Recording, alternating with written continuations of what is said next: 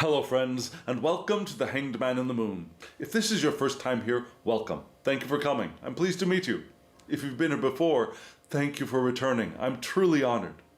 Friends, if you are a returning visitor, you know that I've begun a deep dive into the Thoth system, particularly focused on the deck created by Lady Frida Harris and Harris-Crowley. And I'm going to be doing this for about a year. And I'm in my third, I believe, lunar cycle, and we're going to keep on going. And I've got a spread all beautifully laid out for us. But before I get into that spread, let me ask you a question. I've asked myself the same question, and I know my answer. Have you been feeling impatient these days? Maybe not continuously, but have you found yourself feeling bouts of impatience? If you have, you are not alone. I know many people who have been feeling that. They're wanting things to get started. Maybe they want to have an experience, or maybe we want to manifest something, a new job or a new relationship, a new home. Maybe we want to go off and do something and it's just not happening. At those times, do you also sometimes get the feeling that, well, I'm just going to do something. I don't care what it is, I'm just going to do something to break this feeling of impatience. This week's Tarot and Oracle spread is here to help us with that. This week's Tarot and Oracle spread is here to remind us that if we honor ourselves as living intentionally, as living intentional lives, we recognize that both the feeling of impatience and the feeling that I just have to do something are both indications that we are not taking advantage of the full power of intention. The impatience and the resistance to that impatience. It's a double resistance, right? The impatience itself is resistance. Resisting that resistance is increasing the resistance manifold. And the more resistance we're feeling, the more we know that we are closing ourselves off from having access to the power of intention.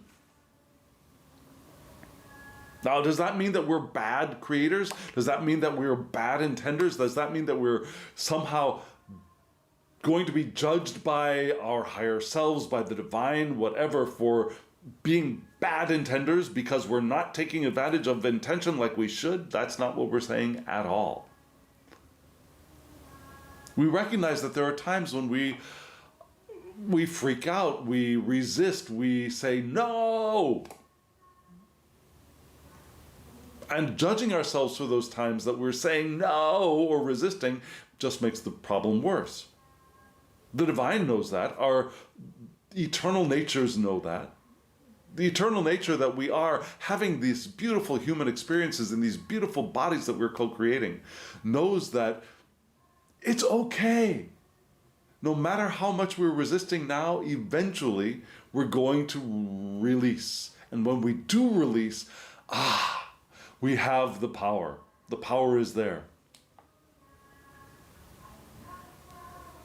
It's us that get that. It's us. It's these ego minds that we have that are judging us and saying, no, no, no, your impatience is bad. No, no, no, you have to do something, right? And all of that is, again, an indication of resistance to the power of our intention. And if we want to live life intentionally, we certainly act, but we act from a place, from a foundation, from a platform of openness, of love, of joy, of well-being and pure awareness. We act from a platform of satisfaction and hope and expectation and gratitude. And sometimes we can achieve that by breaking through, but this doesn't seem to be the week. So, friends, I've got a beautiful spread all laid out for us. The divine, our higher natures, have prepared wonderful information for us. So, I am going to do the following. I'm going to show you the spread. We'll talk about that a little bit, and then we'll dive into each section of the spread and read it deeply. So friends, here we go.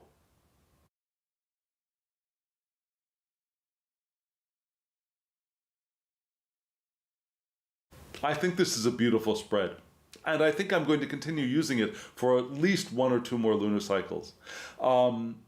This is a spread that I call my 5-element spread. And if you already know the spread, you can skip on a little bit. If you're new here, let me just remind you that one thing first. Thank you.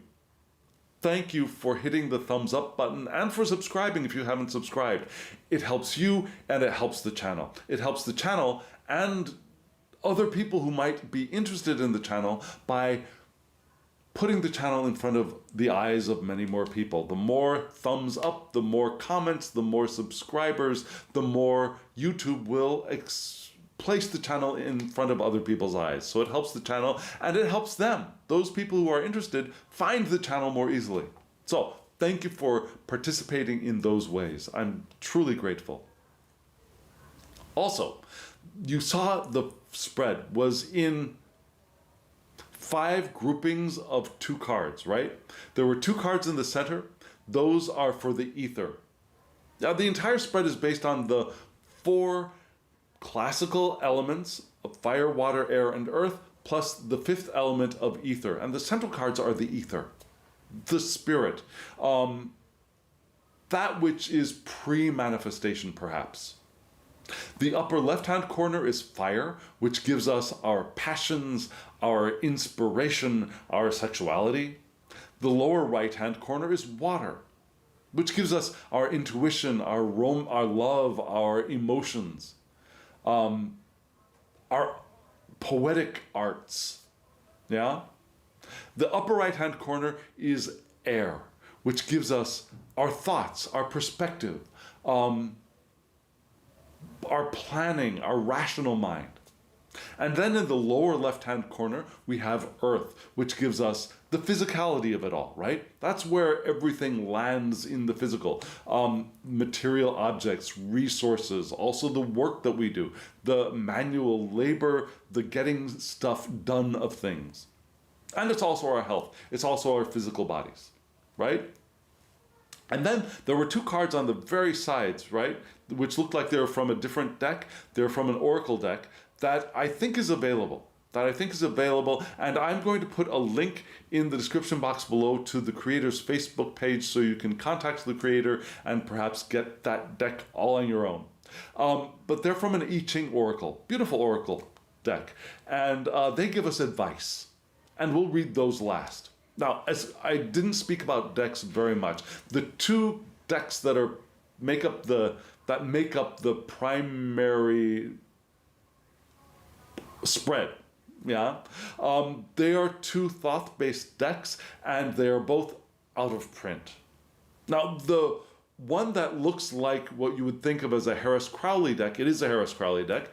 It came with a set that is out of print, but it's very, very similar to the mini Thoth deck, and I'll have a link to that deck below.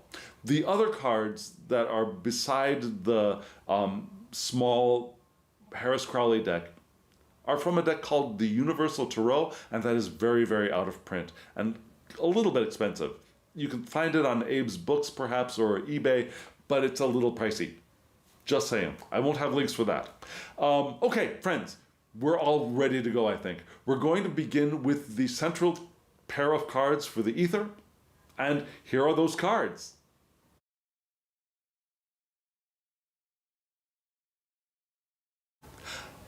These cards are a very interesting pairing.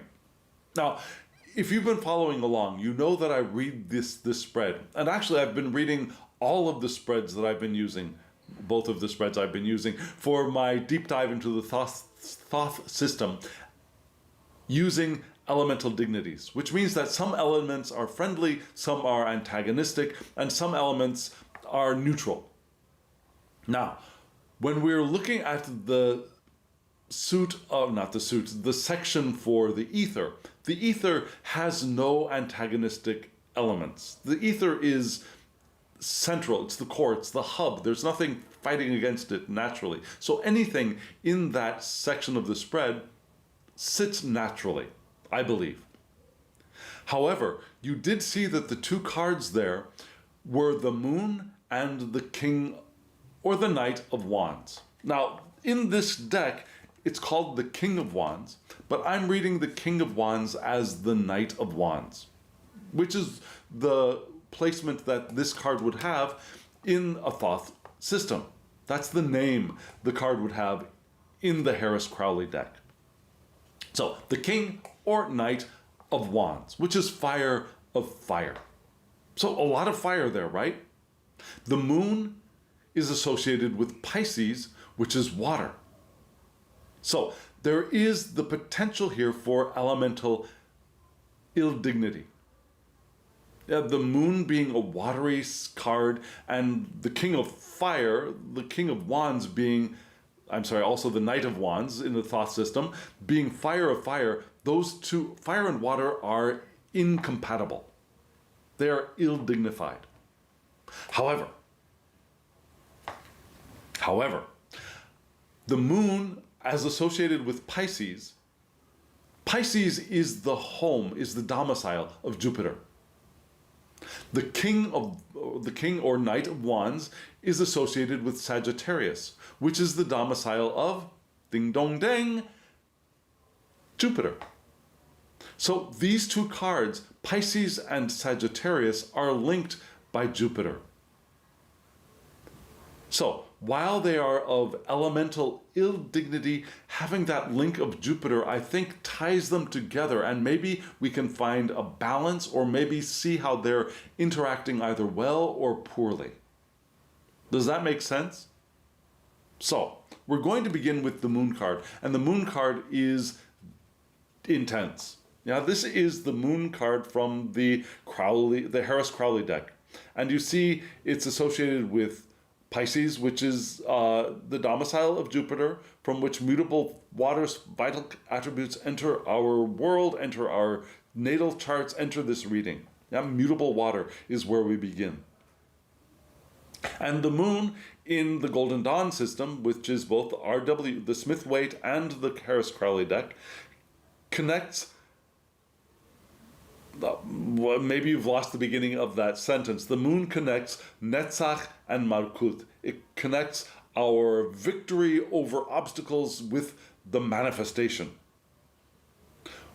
But it circumvents Yesod, which is the foundation. So we've lost a kind of foundation here, going from victory into manifestation, if that makes sense.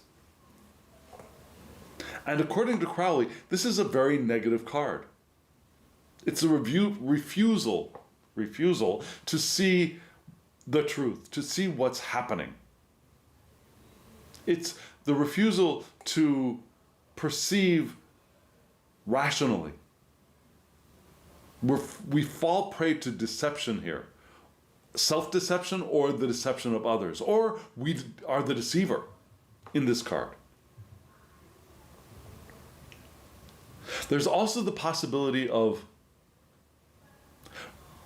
a situation where, and the analogy is rearranging the deck chairs while the ship is sinking. Yeah, you notice that there's a problem, and so you start rearranging the chairs without really paying attention to the real problem, which is the sinking of the Titanic, right? So there's something going on that we sense, but instead of looking at the actual cause of that disturbance, we just trying to rearrange things around us, right? So this card in this deck is calling us to know, to name, and to recognize the illusion that we have fallen prey to. Naming the illusion is the first step to moving through it, to pass through it. To pass through this time. We want to name it, to recognize it. We're also on the brink of potential change, but we're on the brink, and to move through to the change, we need to pass through this illusion.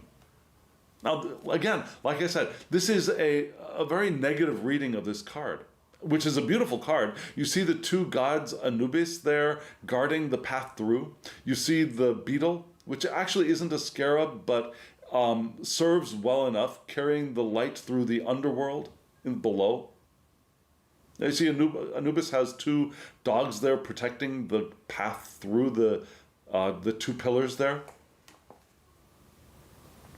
And we also see the spiral of perhaps DNA, which is interesting because that spiral of DNA is on a couple of other different cards.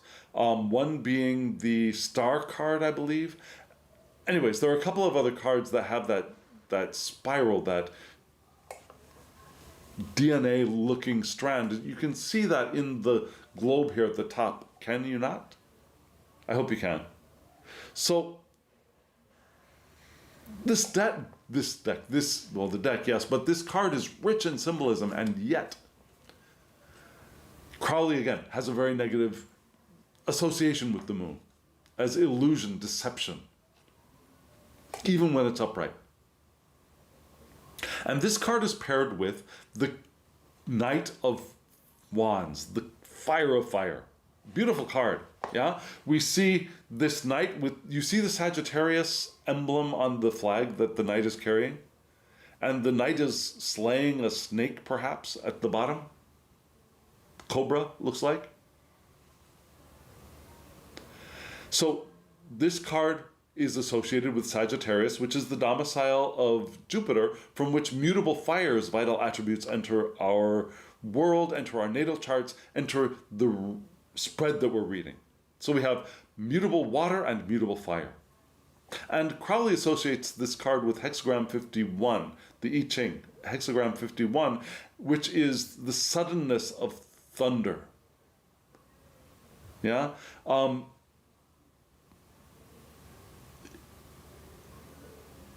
What am I trying to say? We're called to be both apprehensive yet cool. Yeah? We want to be resolute and energetic, but cool.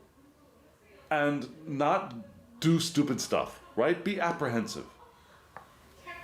Which is interesting because this card, the significance of this card in this deck is the energy of pure action. Yeah, it can be generosity, but it can also be fierceness. There's a swift impulsiveness here to this Fire of Fire, to the Knight of Wands or the King of Wands. That can be cruel or brutal. So in this card, we're called to do something brave and bold. Damn the consequences. Which can sometimes be very beneficial, right? As long as we're approaching it from, I don't know what's going to happen, but damn the consequences, in joy, in anticipation, in hope, in love, damn the consequences, I'm going to do it, is very different from, damn the consequences, as I'm going to do it, right? Same words, very different ways of approaching the doing of things, damning the consequences. And particularly paired up with this card of illusion, that action does not seem to be the best idea. Now, if we're here in a place where we are not seeing clearly, we're either self-delusional, and that self-delusion could be in many different forms. There could be something beautiful, wonderful there that we're not allowing ourselves to perceive. And we're deluding ourselves with the illusion of not moving forward, with the illusion of inability to manifest, with the illusion of not having access to our intention. It could be that illusion, right? The illusion isn't necessarily the fantasy of everything's good, everything's wonderful, and the ship is really sinking. It could be that our illusion is that the ship is sinking, the ship is sinking, the ship is sinking, and actually we just need to rearrange the chairs. Or we just need to stay the course. Our illusion could be that we're not moving forward, we're stuck when we actually aren't. And until we actually perceive the illusion that we're under, which is the cause probably of that sense of, what did I call it? Impatience. It's that illusion of not moving forward, of not being in process, that is causing that impatience. And if we were to forcibly break through that sense of impatience, we will probably be going in the wrong direction. Sometimes this King of Wands, our energy of pure action and fierceness can be the fierceness of a drag queen of, yes, I'm going to be me, right? Or it could be the fierceness of a rabid animal. Irrational. Right? In this case, I think we're seeing the fierceness, the irrational fierceness. I don't care what happens, damn it, I'm going to do something, and this is not the time for that.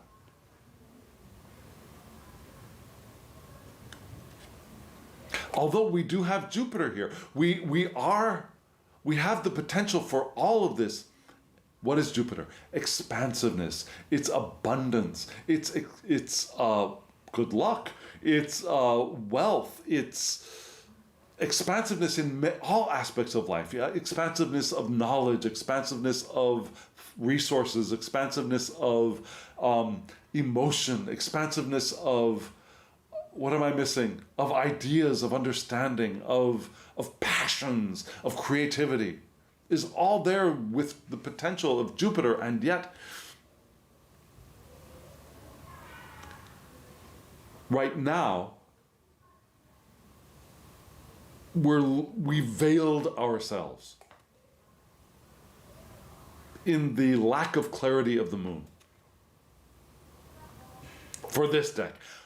Personally, especially like a Smith-Waite deck, I would read the moon very differently. I would read the moon much more positively. I see the moon as our intuition, as as seeing softly.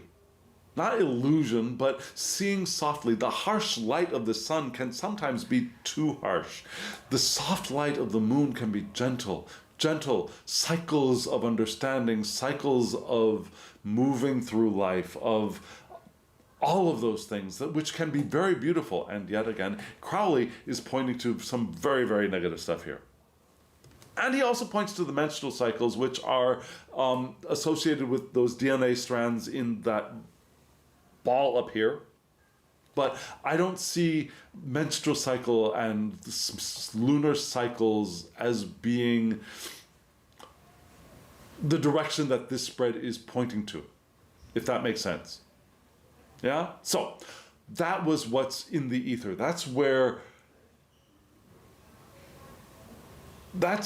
is manifesting, or what is just beyond our perception. It's just beyond our ability to grab hold of. It's the Ein Sof of the tree of life. Yeah? And so we're going to move into the beginnings of manifestation with fire next. And I've got two cards to show you right now.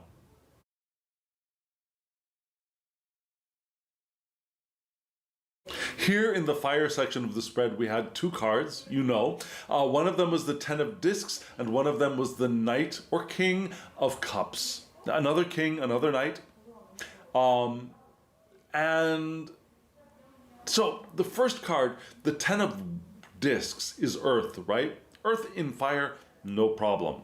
No problemo. The next card is the Knight or King of Cups. Cups and Earth, they are simpatico. However, cups being in the fire section of the spread is not so simpatico. Fire and water, again, are ill-dignified. They struggle with each other. So, the King of Cups, the Knight of Cups, and yes, both, because the title on the card is King, but I'm reading it as the Knight, as a Thoth deck. Struggles here in this placement. Yeah, this isn't a comfortable home for the Knight of Cups. But we're going to start with the 10 of Coins, which is a beautiful card. You see all those coins there? You see the symbols on each one of those coins is different. They're all pointing toward, almost all pointing towards Mercury. There's one that is not. Do you also recognize that these coins, these discs, are in the pattern of the Tree of Life, going at the very top from Kether all the way down to the bottom at Malkut? Yeah? So this is basically the fallen tree, right? And in Hod, maybe before I point to it, can you find it? Hod is the one that is not like the others. Hod is the only one that doesn't point towards Mercury. Hod shows us a 6-pointed star of fire and earth together. I'm sorry, fire and water together, right? So can you find that?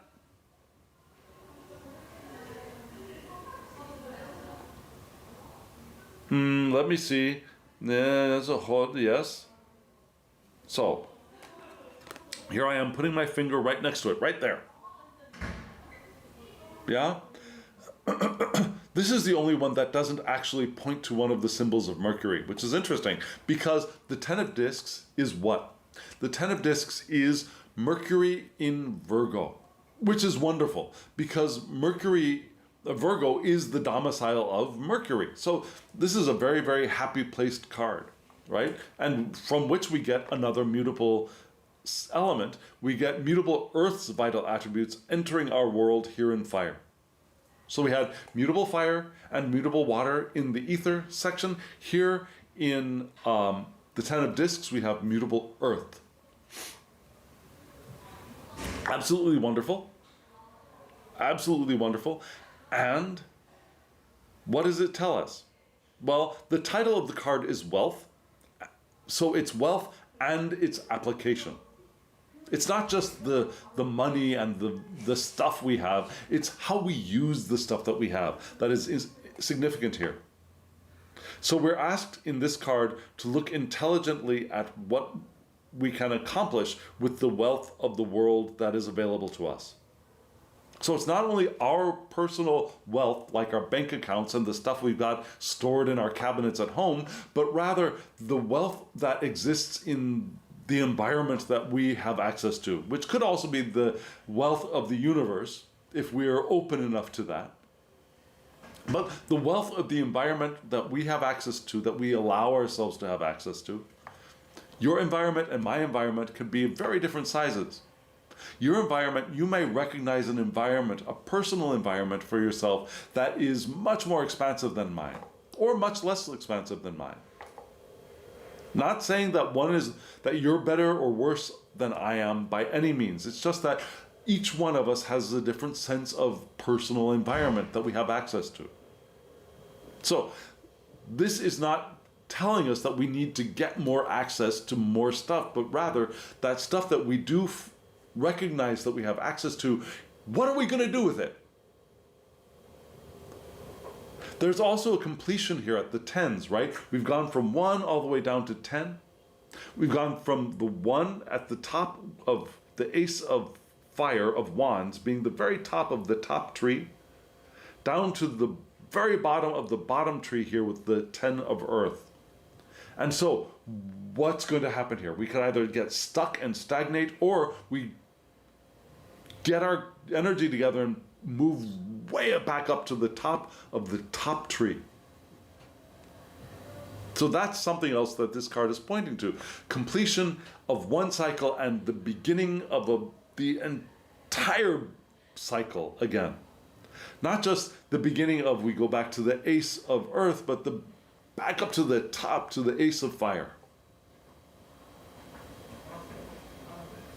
Here we have a wealth of time, money, love, resources, but it has to be received, and we have to ask ourselves, what are we going to do with it? This is the, okay, you won the game, what are you going to do with it card. And whether we feel like we're winners or not, whether we feel like we have abundance around us or not, that whether we feel we have abundance, we have access to that abundance. We do. And what are we going to do with it? Now that's a very Mercury and Virgo kind of thing. Okay, let's get organized. Let's figure this out, right? And the next card we have here is the King Knight of Cups, of water, which points to Pisces. Again, right? We had Pisces and Jupiter in the Moon card, and we have Pisces and Jupiter here in the Knight of Cups, the King of Cups. And I don't know if you can see that, you see that seahorse? It looks like, now the seahorse is holding some kind of a staff. Do you see that? Well, let me put my finger next to it. Yeah, right there. Do you see the seahorse is holding a kind of staff? And the very top of that staff has what is and looks like the glyph for Pisces, right? And Pisces is the domicile of Jupiter, from which mutable water's vital attributes enter our world. So we've got mutable earth and mutable water. They're very, very copacetic together. They don't build each other up, but they don't tear each other down. They walk together. They're both receptive. And still, the Knight of Cups is uncomfortable in the fire section. Jupiter and Mercury are beautifully paired here with the Ten of Discs and the Knight of Cups. Beautifully paired, and yet, the Knight of Cups is uncomfortable here in the fire. Although there is just one possible smoothing over of that discomfort, which is, remember, the Knight of Wands is fire of fire. The Knight of Cups is fire of water. So perhaps, just perhaps, we can wriggle out some affiliation here between the Knight of Cups and the fire suit, because the Knight is fire of water. So what is this card telling us? Let's see how we can work this out. Crowley associates the Knight of Cups with hexagram 54, which is called Guan Mai. It's thunder over lake. And here the fire is boiling up the water from beneath. I'm sorry, from above, because it's fire. It's thunder over lake, so the thunder is boiling up the lake below. So we're asked to consider thoughtfully before taking action. We want to really think about what we're going to do before we do it. And I think that's one key that gives us that way of unlocking the ether that we were talking about, of the desire to just get to do something. This King of Cups is saying, hold on. Fire of Water is saying, the hexagram here is, consider clearly, what do you want to do? And this card for Crowley is a risk. This is a risk card. Risk of either acting or not acting. So this card is asking for level-headed, level-emotioned consideration. We want to make sure that the tail is not wagging the dog here. We want to make sure that what the active thing is not causing us to move forward. We want to be in control of what we're doing, right? We want to get a grip and take a scalpel to the situation and cut off the dead parts and allow the situation to perhaps heal. Now, in a creative situation, when we're focused on creativity, the water here could be dissolving the problems, but that takes time. It takes patience. It takes allowing that process to fulfill itself, to happen. And so, in the pairing here between the Ten of Discs with Mercury, who may be a little bit quick, and Jupiter, who's a little bit broad with Pisces, is a little bit slower,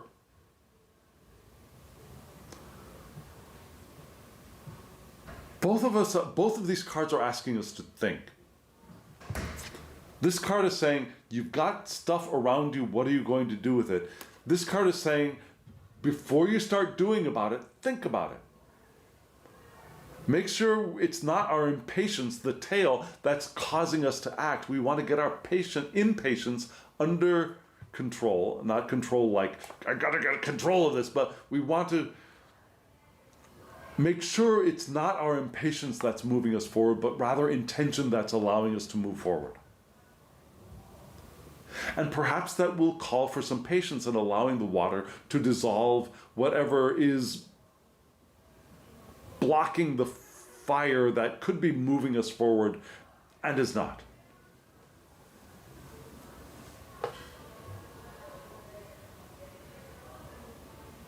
And we don't want to be passive about this, right? The passivity is going to be problematic, as problematic as acting impulsively. So we want to be balanced. We want to act, continue on the course,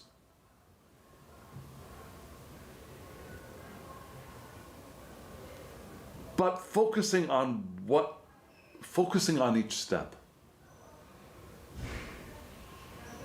And allowing the wealth, the bounty, the breadth of Jupiter to feed the Ten of Discs, the wealth there. As we consider, so what am I going to do with this stuff? And maybe with that joining,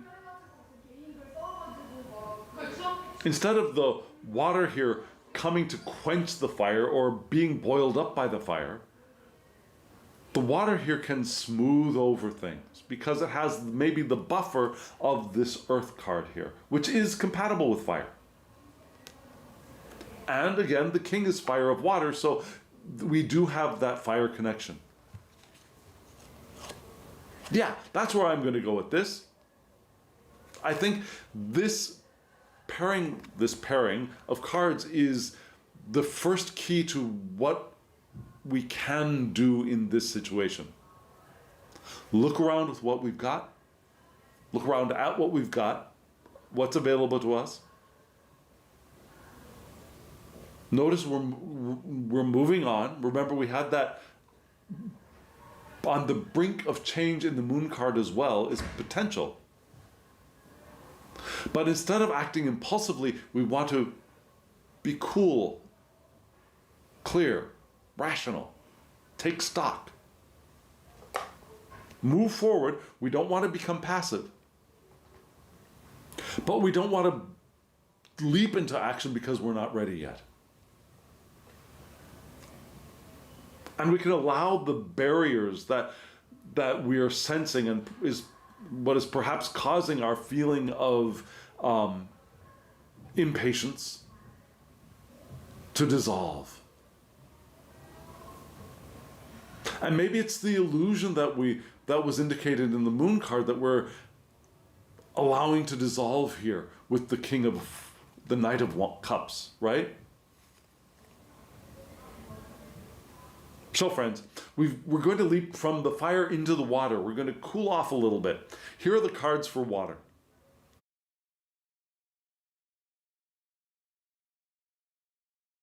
Here in the water section of the spread, we had on the left the High Priestess, I should just call it the Priestess, and the Four of Wands.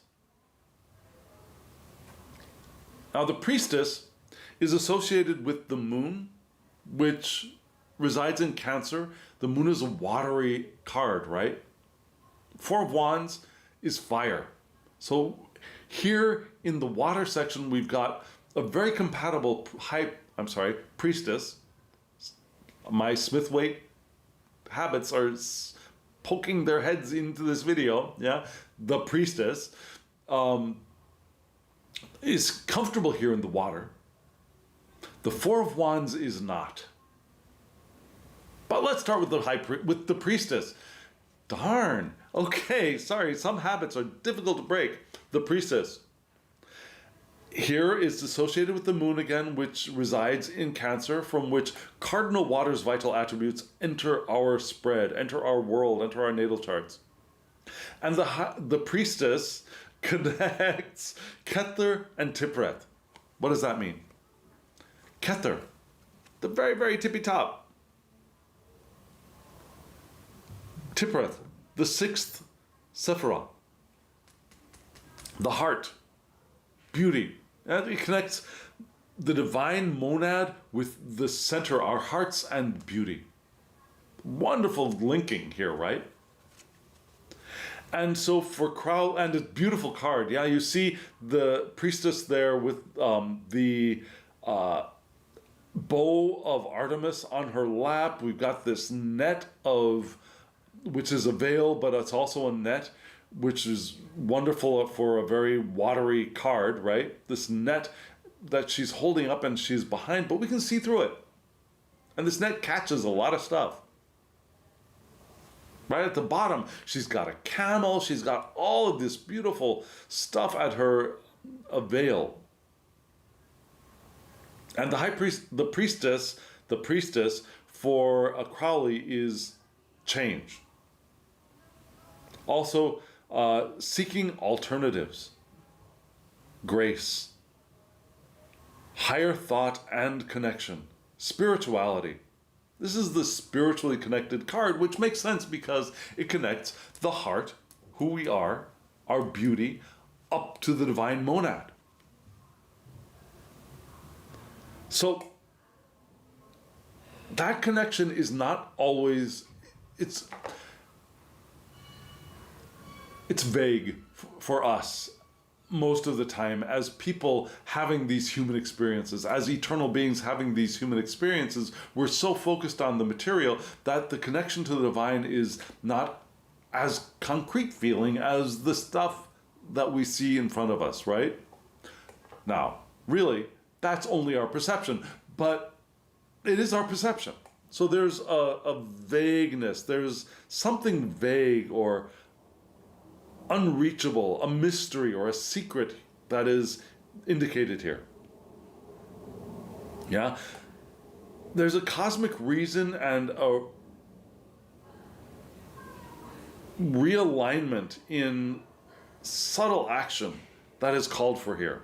Yeah? There's a cosmic reason for everything. We're called for a realignment in our actions in this card as well. So either we can remain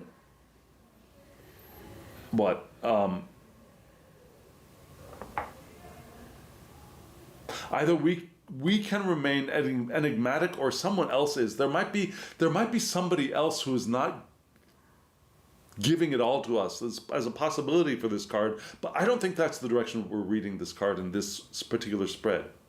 Yeah? We're here at the edge of mind. The information is on the tip of our tongue, and yet it's unspoken or unthought here. It's information about to be realized. So there's a transcendent change possible here. It's happening, but we can't quite see it. It's that veiled aspect. It's happening. There's a sense of it, like on the tip of the tongue, just out of sight. There's a sense of it, but it's not there. We're not able to articulate it. We're not able to clearly see it yet. That's what's happening in this card. And again, that indications of that were there in the moon as well, right? And interesting, the moon is Pisces, priestess is the moon. Yeah, you remember, you see, you understand that connection there? So in our emotions, we're feeling, we sense that there is something behind this or beyond this. What did I call it with the moon? This illusion. We feel that which is beyond it here. It's vague, it's unreachable, it's a mystery still, it's a secret still, but it's there. And change is coming. Change is here. Grace is here. The divine is here. We're just sensing it, right? And that card is paired with this very interesting Four of Wands. These four wands each represent each one of these four different wands represents one of the four elements for the creator of this deck. So, for the creator of this deck, well, before we get into that, let's leap into the Crowley version of this deck, of this card, which is completion. It's Mercury in Virgo. Yeah? I'm sorry, no. It is Venus in Aries. It's Venus in Aries, Mercury in Virgo. It's Venus in Aries, which is completion for Crowley. Yeah, Venus. Aries is the domicile of Mars. Mars is the partner of Venus. So Venus is here in the house of her partner, right? And yet there are indications of completion here. When we have Venus in Aries, we can be passionate and dynamic. But here, in the water element, that could be problematic, right? So our completion may satisfy, but we have to remember that nothing can remain the same. If we are feeling a sense of completion now, remember 10 of discs, completion up in the fire section, right? If we're feeling that completion here emotionally, we don't want to get attached to that because that will lead us into stagnation. We want to have clear boundaries here. Clear boundaries are recommended. Promises can be fulfilled here. This is of the foundation for future progress, for change and transformation. It's a milestone on a journey of change, of progress, of transformation. But there's a potential trap of getting attached to it, right? So perhaps we don't have the intention to expand or modify the situation, but it cannot remain as it is forever. Nothing can remain as it is forever. That is the beauty of being in this physical realm, is that there is change. Stagnation is stagnation. Absolute stagnation would be the death of the entire universe, and that's not happening. Everything changes.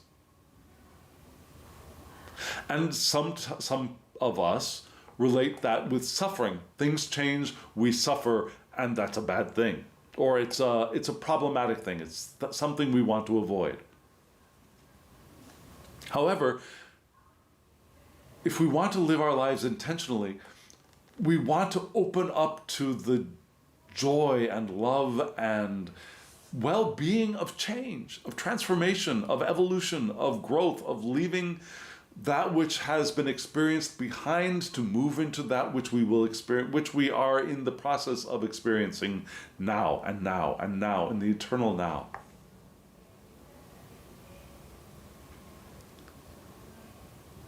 So this card is, according to the creator of this particular deck, indicating, the Egyptian wands are indicating that much activity is to come, that there is a flowering of potential that has not reached its fullness. There's again, it's another way of saying a milestone perhaps on the journey, and yet it's the flowering of potential that has not reached its fullness. Which is a little different from a milestone, which feels like it's a stopping point, at least a temporary stopping point, but a stopping point. This is, according to the creator of this deck, the flowering. It's in the bud has just begun to perhaps burst its shell and it's flowering, right? Which would be fine. But that passionate, dynamic aspect is problematic here with the High Priestess in the water section. If this card had been up in the fire section, yahoo, that's where we want it to be, but it's not. It's down here in the water. And so there are two possibilities. One is that our emotions are going to drown out our sense of completion. Possible. But this spread seems to be indicating something else. That our sense of completion, our itch for passions and dynamics and getting on with it, are going to interfere with this here, which is actually what we want to have happening now. We want to experience this time of vagueness, not getting attached to it and not wanting it to continue, but to fully embrace the vagueness, knowing that that which is not revealed yet is in the process of revealing itself. If we do all of the other stuff, if we keep ourselves focused, if we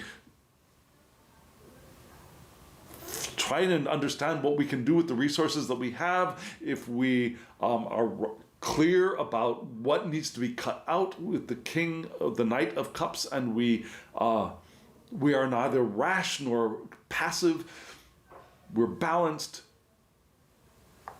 If we do all of that, the illusion of the moon, that which is veiling the net in front of the High Priestess, will be penetrated. And yet the passion is going to could do damage. So we're here moving from our emotions in water up into our thoughts and our perspective in the air. Here are the two cards for air right now.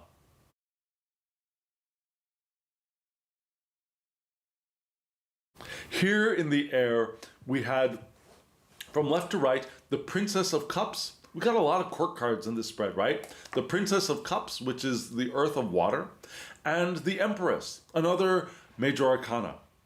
Yeah, we have something from everything, right? We'll see a swords card come up. We've got fire, we've got water. We had one earth card with the 10 of discs. We've got a lot of major arcana.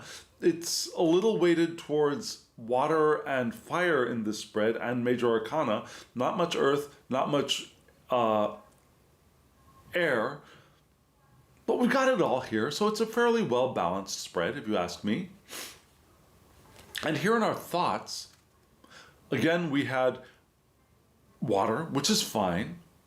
Now, water and air do not conflict. They're not ill-dignified. And the Empress, which is Venus in this deck, and in the Smithwaite deck, which is domiciled in both Taurus and Libra.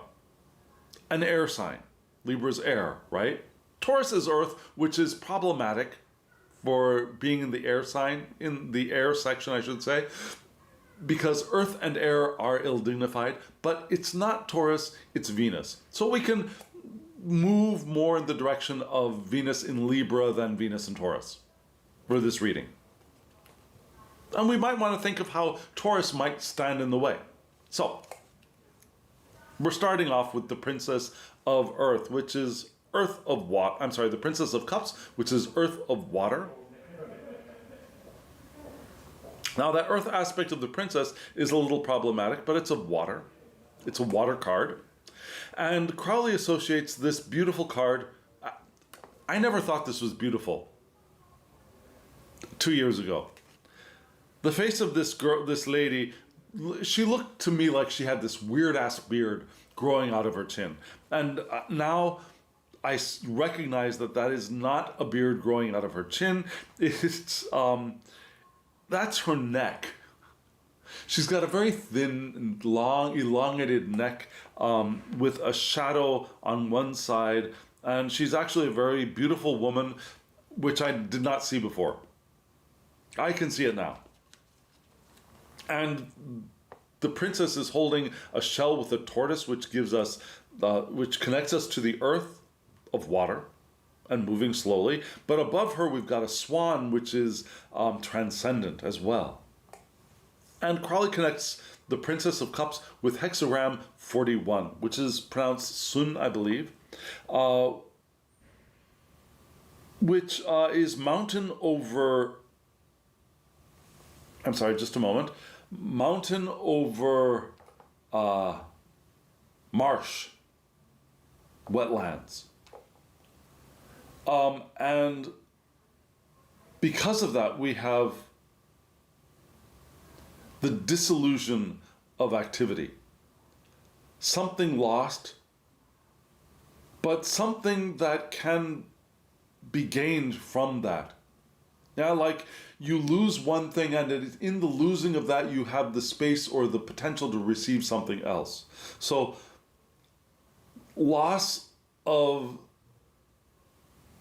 So we're asked to look at the bigger picture. Don't get attached to, oh, I lost this, without recognizing that the loss is giving us the ability to receive something else, perhaps larger. That's what the Princess of Cups is pointing to, according to Crowley. So, this is the washing away completely of all things. Yeah, it's the purification. Combining passions and reducing them to their simpler structure. It's kind of it's the alchemy, right? Of combining things and extracting their core essence is here in the Princess of Cups. Crystallization of plans is potential here. Going with the flow will help. She lives in a world of romance, dreams of rapture, which can be problematic. She is the eternal putter together of things. Again, the combining of things to get their essence, to get the gold out of them, right? Thinking alchemically. Crystallization, the causation of a diamond, perhaps even. And yet, it's not the crystallization of putting pressure on it. It's the bringing. It's a softness of. And you might be thinking, well, diamonds are created by pressure, but other crystals are created more naturally. A softer restructuring, reorganization, crystallization. Going with the flow to help allow the alchemical process to occur. Which seems to be a really good bit of advice for us at this time, right? Go with the flow. Recognize that thing which we want to appear will crystallize, will manifest, will be put together. However, the romance and dreams of rapture do point us back towards the problem of the moon. And so this card here is brought together with the Empress, which is, again, Venus, which could either be in Taurus, fixed earth, or in Libra, cardinal air.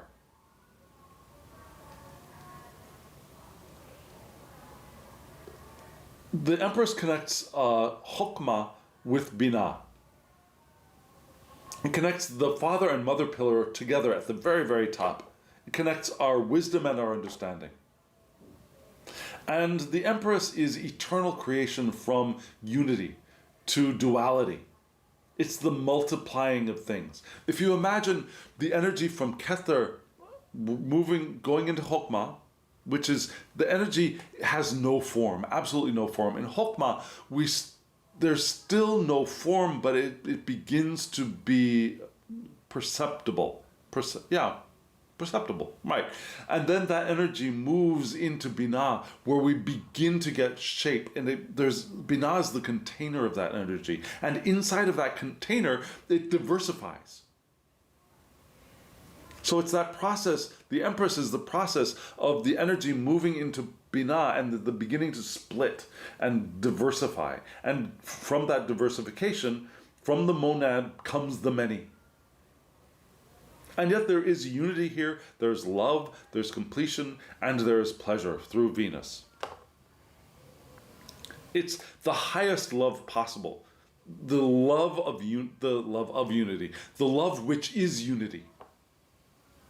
The love which is pleasurable and pleasure. And it's going all in, pulling out all of the stops and flowing with creation, with the beauty of Venus, with the ability to diversify. And if this is the crystal, the light here goes through the crystal and it becomes the rainbow. Which is something for us to consider now. Sorry. I think I'm having allergies this week, which is a little late for me, actually. I usually get these allergies in October, but we're still pretty warm here. Anyways, neither here nor there.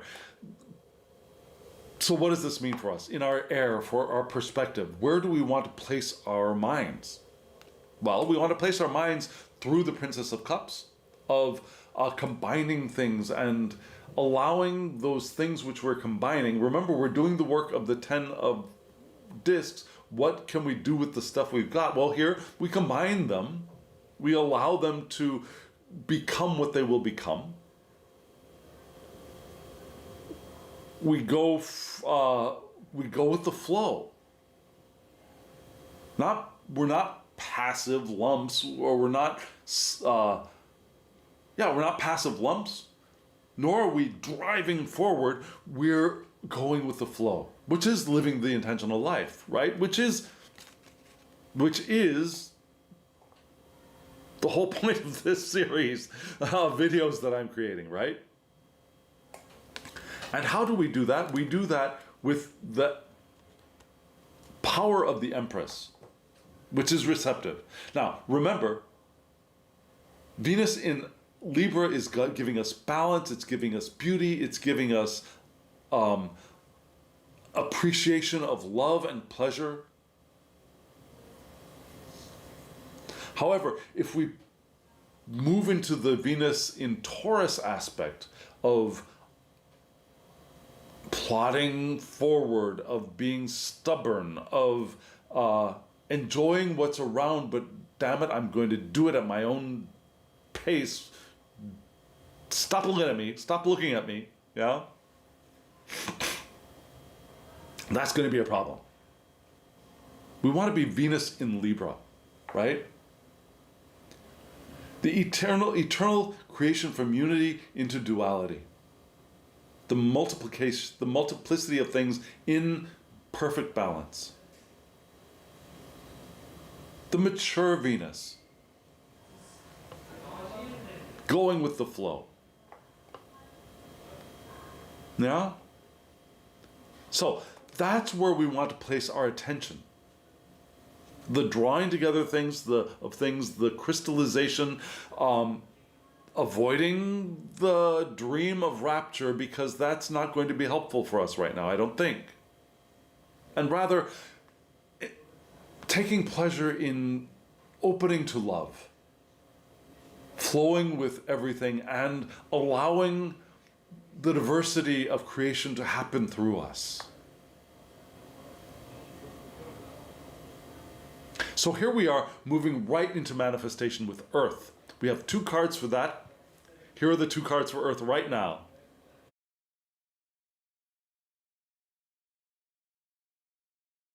The 2 cards you just saw were the Devil and the 6 of Swords. Now the Devil is associated with Capricorn. And remember, this is the section for Earth, right? And Capricorn is an Earth sign. So the Devil being here is very well placed. The 6 of Swords is associated with Mercury in Aquarius, and that is ill-dignified. So the 6 of Swords is going to be problematic for us here. But we're going to begin with the Devil. And usually you would think the Devil, ooh, no, gross. What? In the Smith-Waite deck, it's addiction, and it's temptation, and it's being bound to things, and it's, so negative. And here, in this deck, it is not. Now, the Devil here is actually fairly positive.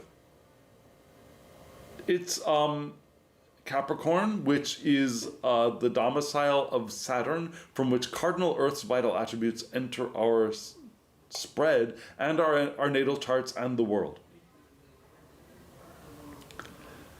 And it connects Netzach and Tipreth. And Netzach and Tipreth.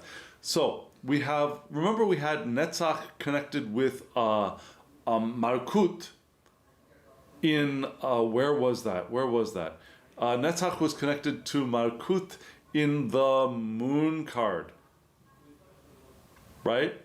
Here we have Netzach connected to our heart, Tipreth. And Tipreth was connected to Kether in the Empress card. No, not the Empress card. In the High Priestess card. Right? So we had from Kether moving down to Tipreth in the High Priestess. And here Tipreth is connected to Netzach. So our hearts, our beauty is connected to our victory over obstacles here. A pretty positive thing. So here we have the utmost physicality and creativity of the deck. It's the Capricorn's ability to get to work and make things happen and create stuff in the world. And yes, it is a highly sexual magic influenced card. It's a big old phallus, right?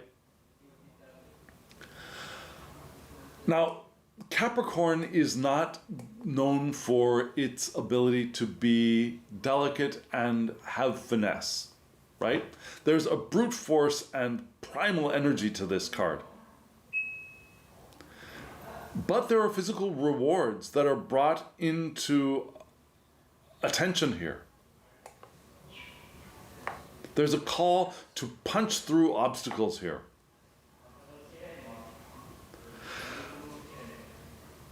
And remember, we don't want to...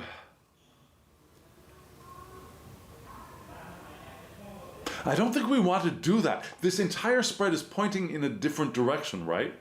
And yet, the Devil card is elementally well placed.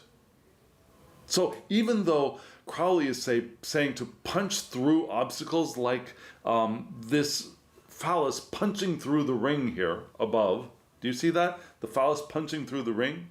That's not the direction of Capricorn that we want to take hold of here. Instead of the brute force and primal energy, we want to, I think, be relational. Capricorn is also relational. Now, Capricorn is happy to work with other people to attain his, her, or their goal. Goals. Yeah? We want to take the physicality, the material stuff that we are creating, that we are manifesting, and create with it. And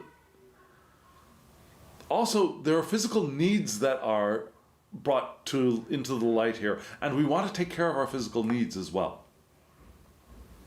Now, we've had a lot of fire and a lot of water. We were asked to do stuff with the resources that we have available to us, but here we're also asked to take care of ourselves as well.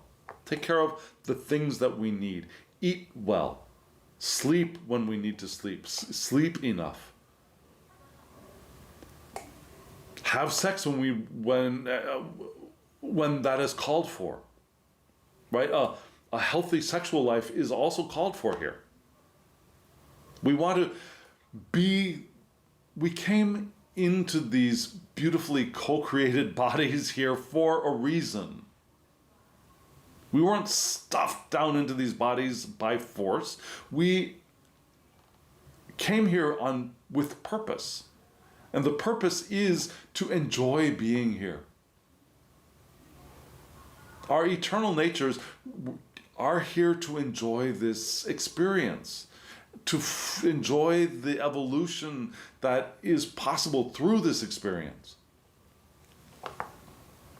And here we want to focus on the physicality of that experience and fulfill the needs that we all have. Maslow says, you know, Maslow, the pyramid of needs, very top is self-actualization. At the very bottom, it's the needs. Those needs, if those needs are not fulfilled, forget about self-actualization. Food, sleep, shelter, nutrition, all of that it's also indicated here in the Devil card. And so we might want to check in with our bodies too. What is this calling for? Whereas the Six of Swords here is Mercury in Aquarius. Now Mercury is not naturally, so Mercury in Aquarius, what does that mean? Mercury is domiciled in Gemini, which is another air card, right? Another air sign. So this is the Gemini decadent of Aquarius, which would put it as the third decadent of Aquarius. Right? So we get the mutable aspect of fixed air's vital attributes entering our reading here, because Gemini is mutable. Mutable air, the mutable aspect of fixed air. Fixed air is Aquarius. So there's a lot of mutability in this whole spread, right? We had mutable water, we had mutable fire, we had mutable earth, and here we've got mutable air. In fixed air, but we've got mutable air here as well. So that mutability is also, I think, highlighted in this spread. Now the getting ready to move on. The clearing up, the cleaning up of stuff and getting ready to move on. Yes, mutable. So the Six of Swords here is a calm and measured approach is helpful. Take time and observe what's going on and what is not going on as well. Now it's interesting, this card reminds me a lot of the Smith-Waite card because of what? Can you guess? Right down here, it's that ship down there, which has very little to do with the Crowley interpretation of the Six of Swords, or the interpretation developed by Lady Frida Harris. And yet we still have Mercury in Aquarius, and taking the time and to observe what's going on and what is not going on is indicated here. What patterns are connected and what patterns are not connected? It's discernment, right? And it's calling for us to be realistic, even if difficult. especially in relationships. Have an adaptable spirit. Adaptation is beneficial. And it's interesting that these swords are piercing this egg, right?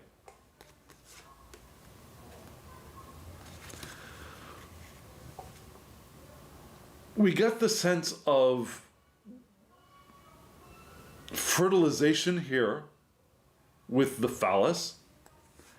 Here we get the sense of preparation for what is it called with it when a bird comes out of its shell? It hatches. Hatching, but the end, we're approaching the end of gestation and it's time for the birthing, right?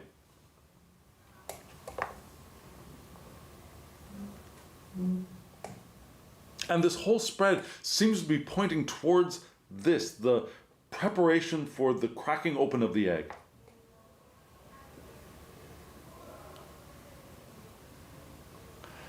And even though the devil is elementally more dignified than the Six of Swords, I think the devil is actually more problematic here. Because of that pointing towards brute force, of breaking through, of the utmost physicality and creativity of putting it all in, so to speak. Sorry. Yes, of getting it done, accomplished, to punch through the barrier. This whole spread has been pointing towards don't do that, right? And so actually, the earth, what we're doing in the earth, what we feel the urge to do is actually problematic, and that which is uncomfortable, which is the Six of Swords in the earth, is actually what we're called to do. Be calm, be measured, see what is happening, see what is not happening. Yeah? With that, that's the discernment that will get us through the problems of the moon card.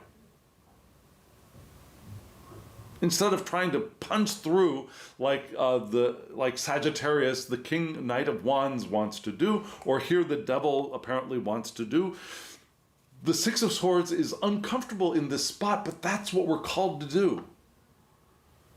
So we're called here to make the Six of Swords our home, I believe, in this card, which is also in the Smith-Waite, moving on, but it's more specific here. It's not just waiting for the ferryman to carry us forward to moving into the light from choppy waters. It's our clear discernment of what is happening, what is not happening.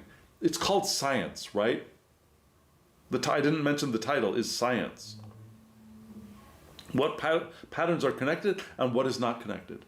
And if it's not connected, should it be connected? Are we called to do the connecting, or are we called to cut it off? Remember, we had that call to cut things off in the Knight of Cups. Take the scalpel and those patterns that are not connected, that we are not called to connect, slice them away.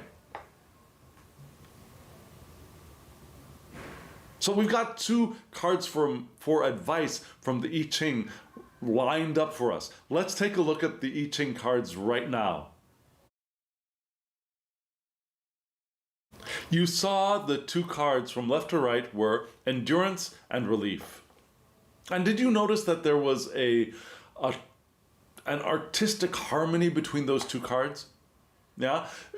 If you've been following along with this series and you've seen this deck in play a couple of times, at least you'll probably notice that some cards are very yellow and fiery and some are very dark and steel gray looking, right? And these two cards were dark and steel gray looking, but they are not negative cards.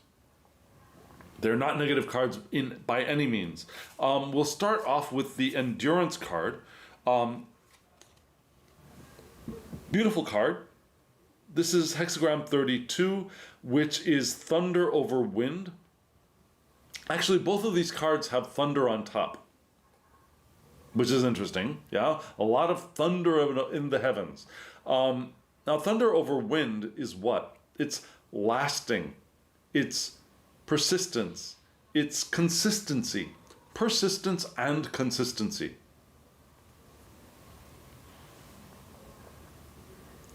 It's a lasting, steady force that doesn't wane over time, that doesn't fade with time. So it's out. Okay, be careful of the word force. Yeah, we're not forcing things to happen. It's think of it more like lasting and steady action, applied energy. Yeah, lasting and steady applied energy that does not fade over time. Staying true to our goals and our principles, walking the path with stability. That's what this card is calling for. Keeping moving forward without giving up or getting altering our intentions. Keeping moving forward without giving up or altering the intended path. Yeah, going off on a side tangent or going off saying, no more this way, I'm going that way. Yeah? No, don't do that. That's not what we want to do. And that's what this whole spread was telling us, right? Was to keep on going, don't give up, don't stop, but don't take another path, don't try and force your way through. Continue. Don't get into don't like fire up the torches and charge ahead. That's not what this is calling for. It's keep on doing what we've been doing. Keep going. Keep using the same amount of energy, even though it seems like nothing is happening. Keep using the same amount of action. Doing. Continuing. Which is wonderful. Especially when paired with this next card, which is called Relief. It might be difficult for you to see the word down there at the bottom. It's difficult for me to see in person because of the art. But it's Relief. It's hexagram number 40, which is thunder over water. And in this card, we have the sense that rain washes away the tension of the thunder. So thunder can be positive, but thunder can also be tension and stress, and the water here washes all that negativity away. Alleviation of problems and of stress is indicated here. With the right methods or the right attitudes, a favorable outcome can be expected, can be anticipated. But again, in this card, we're called for discernment. There are risks in actions, but using the correct action, problems will be avoided, are avoided. So we want to employ wisdom. We want to employ our capabilities. We want to employ those talents and those abilities that we have, our capabilities, and the knowledge, the wisdom that we have, and the knowledge that we can always receive. We want to maintain our calm and serenity and avoid rash actions.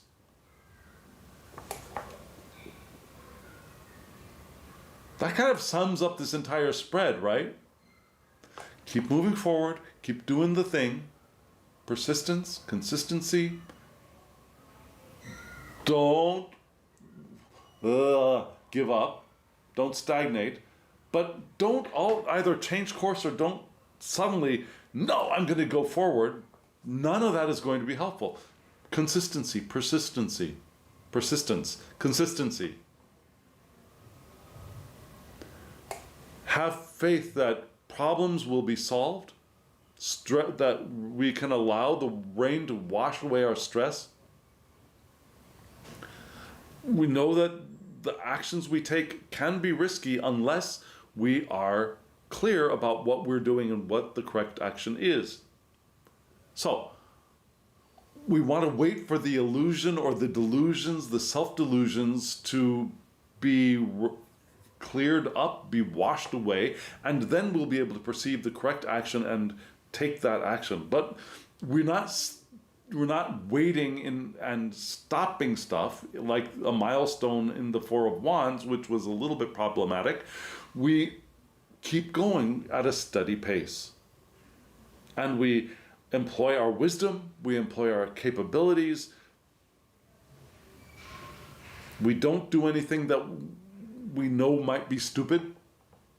We don't charge ahead brashly like the Knight King of Wands. We move forward steadily with discernment, and experience relief. Perhaps even relief from impatience, right? Can you see why I why I landed on impatience as the title for this video and the thing that we're trying to tease apart? We're trying to tease apart our impatience, and perhaps that impatience is the delusion of the moon, if that makes sense. Does that make sense? If it does, let me know in the comments below. If it does not, let me know in the comments below. I'd love to hear from you. I really, really would. So friends, that is the end of this reading. Now, you also know I have a TDM reading that will give us a core message from this larger reading, right? I do a shorter 3-card, usually I aim for a 3-card spread with a Tarot de Marseille adjacent or Antique Italian deck in my accompanying series. And that video will help us get a concise message from this week's spread, hopefully. I haven't done that video yet, but that's my hope. So friends, thank you for joining me on this journey. Thank you for reading this spread along with me. And now, as always, I wish you love, joy, well-being, and pure awareness. Thank you.